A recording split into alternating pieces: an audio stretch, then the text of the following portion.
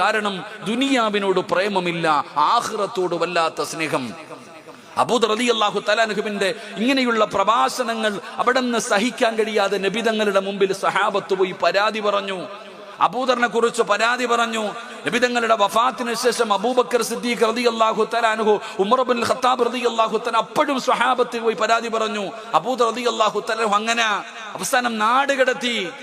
അബൂദർ റളിയല്ലാഹു തആല അൻഹുവിന്റെ ഈ പ്രവർത്തനം ഇഷ്ടപ്പെടാതെ പരാതികളായപ്പോൾ അവിടെ നിന്ന് നാട് നിർത്തിയല്ലോ.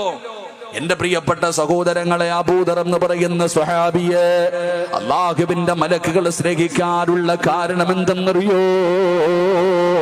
ദുനിയാവിനെ വലിച്ചെറിഞ്ഞ സ്വഹാബിയാ.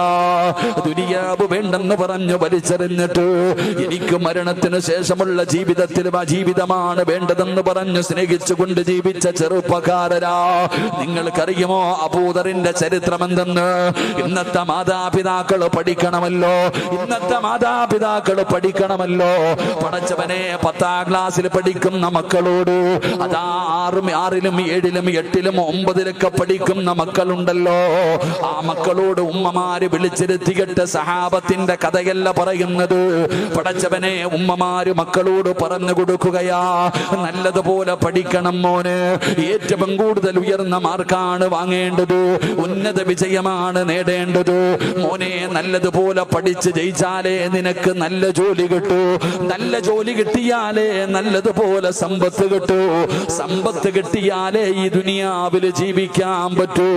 ഉമ്മമാര് തന്റെ ചെറിയ മക്കളോട് പറഞ്ഞു കൊടുക്കുകയാ, സ്കൂളിൽ പഠിക്കുന്ന മക്കളെ ഉപദേശിക്കുകയാ, പണമില്ലാതെ ദുനിയാവിൽ ജീവിക്കാൻ പറ്റൂല, പണമില്ലാതെ ജീവിക്കാൻ പറ്റില്ല. പണത്തിനോടുള്ള ആർത്തിയാ പിഞ്ചു മക്കളുടെ ഹൃദയത്തിനകത്തേക്ക് അവിടെ നിറച്ചു കൊടുക്കുകയാ.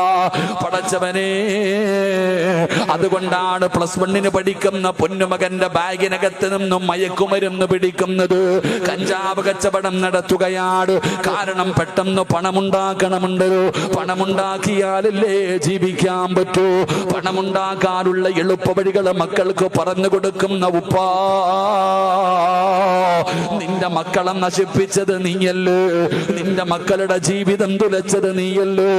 എങ്കിൽ അബൂദർ എന്ന് പറയുന്ന സ്വഹാബിയുടെ ചരിത്രം നിനക്കറിയോ? അബൂദർ റളിയല്ലാഹു തആല അൻഹു പാവപ്പെട്ടവനായ സ്വഹാബി മരണത്തോട് മല്ലടിക്കുകയാണ്. സക്കറാത്തിന്റെ അവസ്ഥയിൽ കിടക്കുമ്പോ